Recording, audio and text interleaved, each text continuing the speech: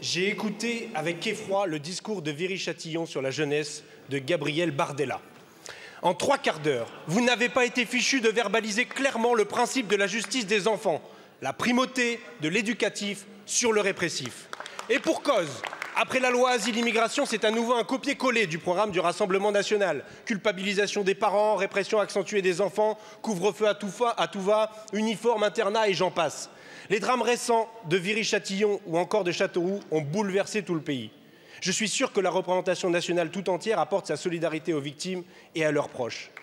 Et c'est parce que l'émotion est vive que nous avons la responsabilité de regarder la problématique telle qu'elle est et non telle que vous la fantasmez dans un objectif bassement démagogique et électoraliste. Non, on ne doit pas faire la guerre aux enfants en conflit avec la loi, comme vous le dites.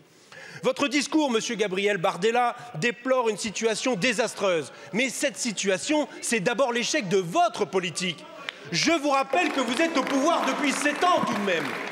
De plus, soutenir que les jeunes seraient de plus en plus violents est un postulat démenti par toutes les études scientifiques et les chiffres de vos ministères. En revanche, vous passez sous silence une augmentation alarmante des actes de violence subis par les mineurs.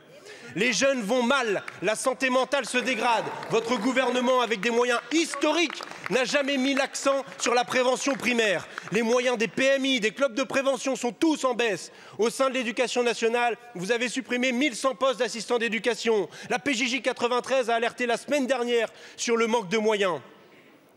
Et il est où le ministre de la Justice qui, face à Madame Le Pen, disait ici même « Le répressif avec les gamins, ça ne marche pas ». Désormais, ce serait donc pour Gabriel Vador la République contre-attaque. Non, une société qui condamne l'avenir de ses enfants en conflit avec la loi condamne son propre avenir.